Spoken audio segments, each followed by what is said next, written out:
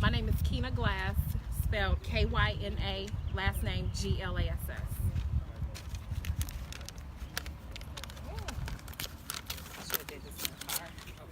Ready when you are. Okay. Now? Okay. Hello, my name is Kina Glass, and today I'm here representing Benjamin Hicks, who is currently being held illegally here at the Dukem Center. It all began November the 9th when his caseworker Cheney asked him to come in to bring some verification forms. We later found out that was just a trick to keep him. Over the course of weeks, he asked why he was being kept here in the facility, and no one would give him any answers. After asking so many times, they began to threaten him with write-ups if he continued to ask. Mind you, he put in grievances with the director, Sharon McBride, his case manager, and other case managers who he would talk to.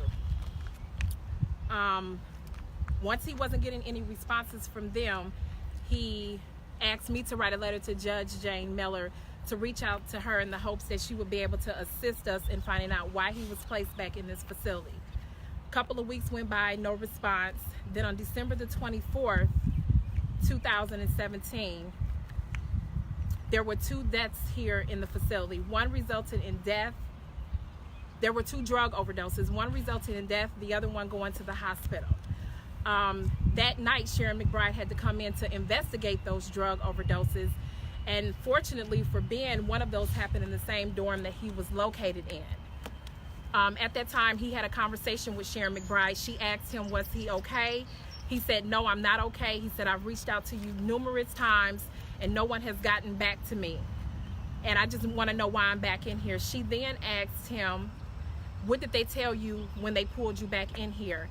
And he told her that his caseworker Cheney at the time told him that he was being pulled back into the facility from direction of Sharon McBride. Sharon McBride at that time told Benjamin Hicks that, they like to throw me under the bus, but she told him since there was so much going on that night with the drug overdoses that she would get back to him in a week and let him know exactly why he was placed back in the facility. A week went by, he never heard anything else from Sharon McBride. But fortunately for us, within that time, Judge Miller reached out to us and set us a court date. We went to court on January the 17th, and Judge Miller basically told Benjamin Hicks to return to the Dukem Center and find out why he was placed back in there. He goes back to the Dukem Center, still no answers. In the meanwhile, we hired attorney Diane Tillman Robertson to assist us in getting answers. One night before we returned back to court on February the 16th, Diane Tillman contacted us February the 15th and told us that she had a conversation with Sharon McBride, and Sharon McBride stated in that conversation that the reason why Benjamin Hicks was pulled back into her facility was because she got a phone call from a Michelle Martin here in South Bend, who Benjamin Hicks lived with while on house arrest. And in that conversation, Michelle Martin stated that he was mean to her and she was scared. Well, first of all, morally that would be wrong, but legally he didn't violate any of the Dukem Center's rules or regulations, and she simply pulled him back in without allowing him his due process. A lot of you may not know, but you can't just pull someone back into the Dukem Center without their due process, taking it to court first and getting a yay or nay from a judge. Since then, he has been harassed. He has been denied passes.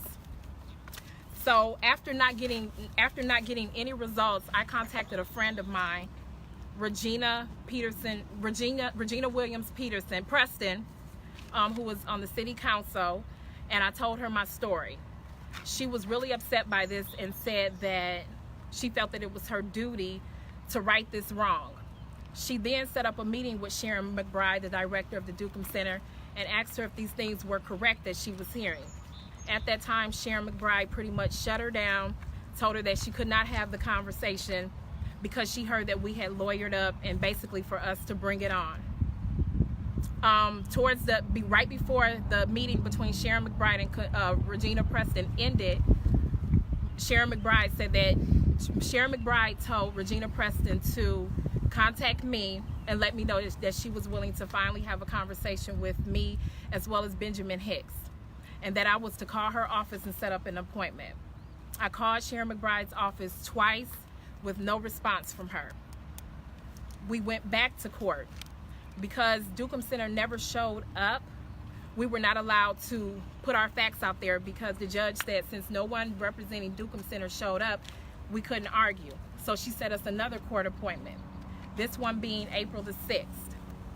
On April the 6th, we returned back to court, and we still were not allowed to put our evidence out there because, once again, no one from Dukem Center showed up to represent. Finally, our lawyer, John Ulmer, subpoenaed Sharon McBride and others, as well as Regina Williams Preston, to come to court. We go to court May 4th, no one showed up. The prosecutor at that time told the judge that the reason why Sharon McBride was not there is because she was out of town in Florida. So she once again could not hear our argument. So she sent Benjamin back to the Dukem Center. When Benjamin returned to the Dukem Center on that day, the first person he looked at was Sharon McBride. So clearly she had lied about being out of town, and there was other reasons why she didn't show up to court.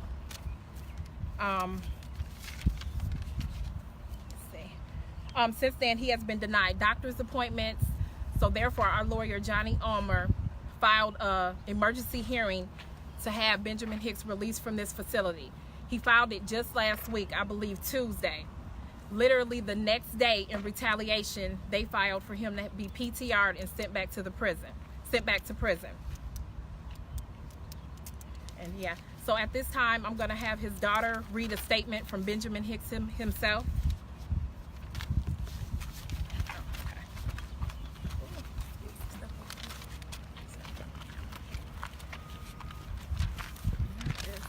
The moment I realized, Talk louder.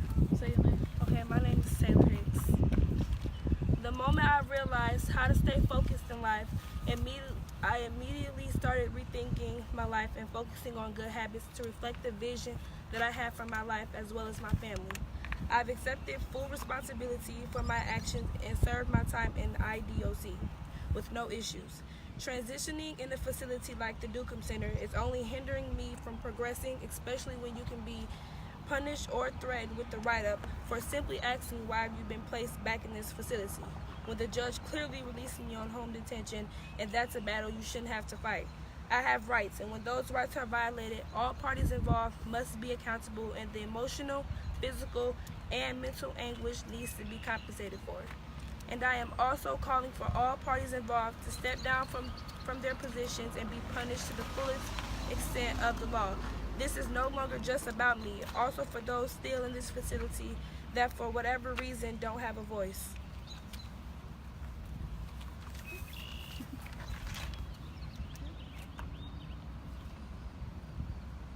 So what was their reason for wanting him sent back to the prison? We believe that it was in retaliation to what the lawyer had filed last week when they denied him a doctor's appointment. He had surgery in February, and this was an appointment to make sure that everything went well with that appointment, because over the last few weeks he had been complaining about pain in that area. They denied that doctor's appointment, so the lawyer filed an emergency hearing to get him out of there because his health was in jeopardy.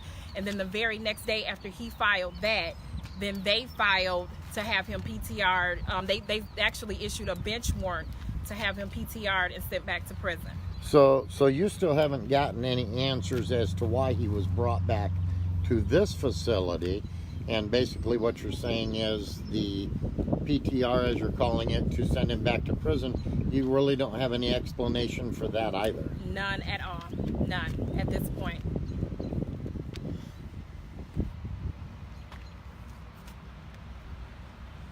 What was the initial reason he was in custody at all to begin with? He had possession of cocaine, and I believe he was sentenced to 4.5 years in prison. But after 1.5 years, they released him, and when they released him, he was released to the Dukem Center. Shortly after reaching the Dukem Center, they allowed him to go home on house arrest. And yeah. And then he was home on house arrest. Then what was the event that took him back here? Well, basically what took him back here is the young lady, Michelle Martin, who allowed him to stay with her on house arrest. She later admitted to him that she was on Section 8 and that she could not have a felon living with her. So her mother was constantly telling her, you need to get this man out of your house. You can lose your Section 8, you can be sued, you can be fined. So the pressure was on her from her mother. And so that's why she decided to make a call to their personal friend, Sharon McBride, to have him pulled back in the facility, and she did just that. So he didn't, that was his only home that he could have been staying in? Well, he actually could have found another residence to stay in, but they never gave him that option. They just called him one day and said, come back to the facility.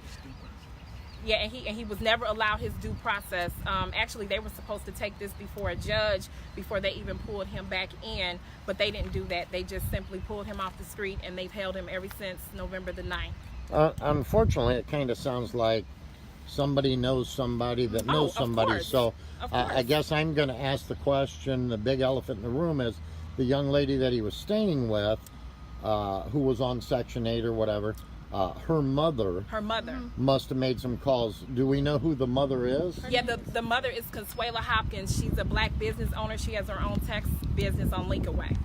And she's the one that initiated with Sharon McBride. Yes. They're friends. They're personal friends. Wow.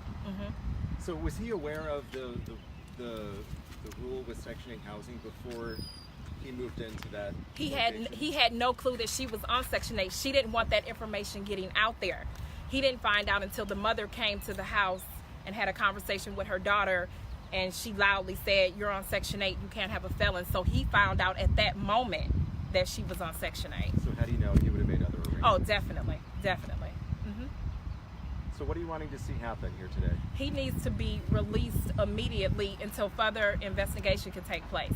There is no need for him to be in here. He broke none of the rules or regulations for being on house arrest. This was simply done as a personal favor. So what's the next step for you guys? Civil suit, definitely.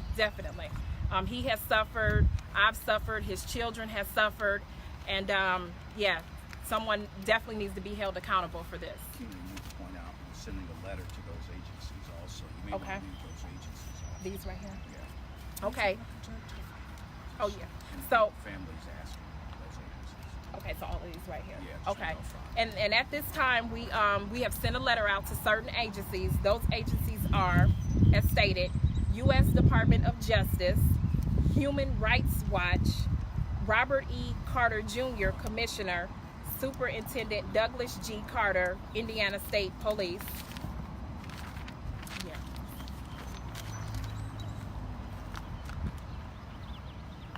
There was also in the release that was sent out, there were some accusations about mishandling of money and funds inside the Dukem Center. What knowledge do you have of that, and where did you hear that? Well, I've heard it from several people who are actually in the Dukem Center, as well as my fiance Benjamin Hicks. And basically what they're saying is that in order for them to stay here in this facility, they have to pay weekly fees.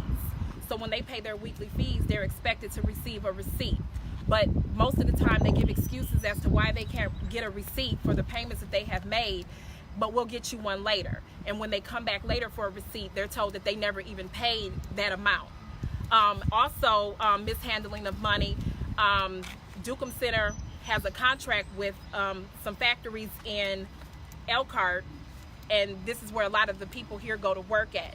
They're already automatically paid $1 out of each person's check an hour to pay for the transportation. But I believe that I don't know her name, but there's a lady here at the facility. She is literally charging each person $80 to $90 a week for transportation, and we believe that money is being pocketed because there's at least 10 to 15 people going in the same direction that's already paid for.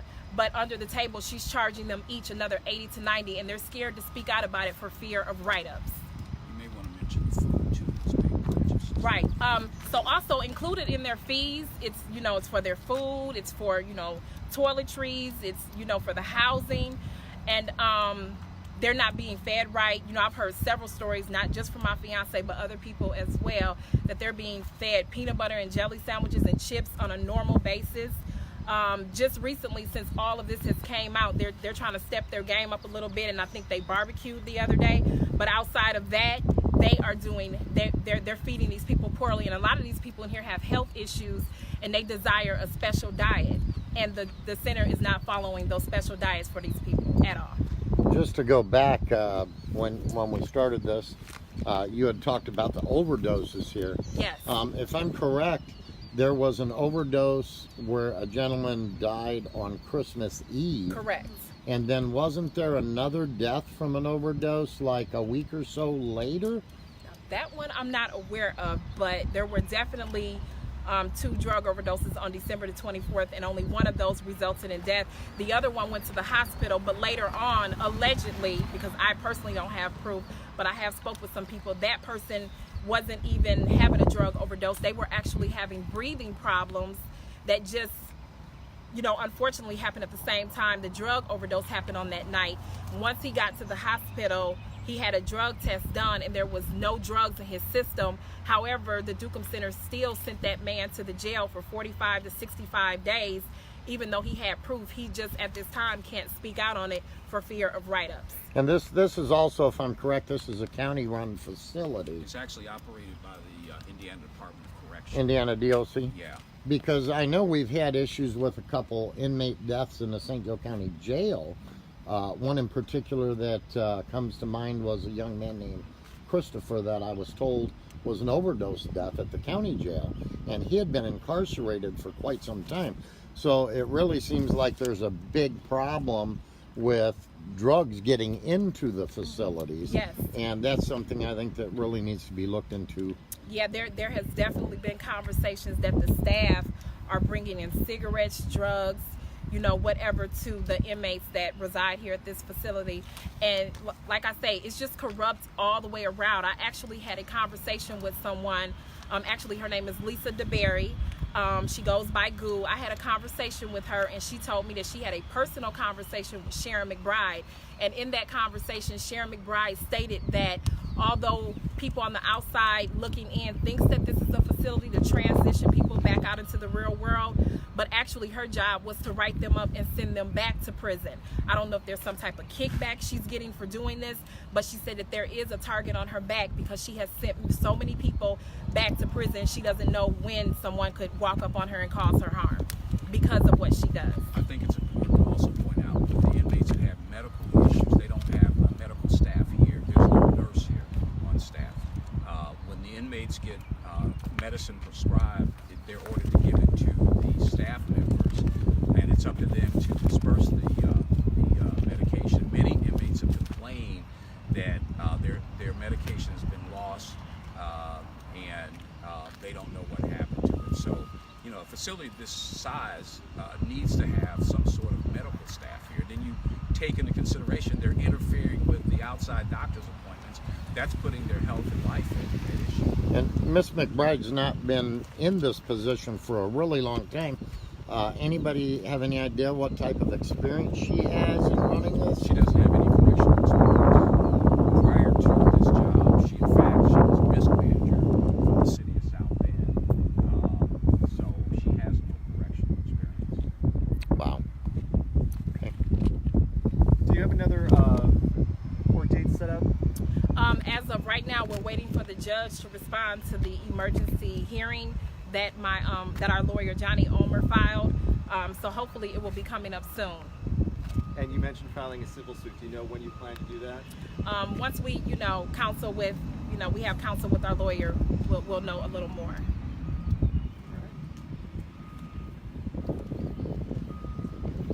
I would just like to say that on behalf of the NAACP, we are here to support the family, although we are not handling the case for the family because they do have a lawyer at this time.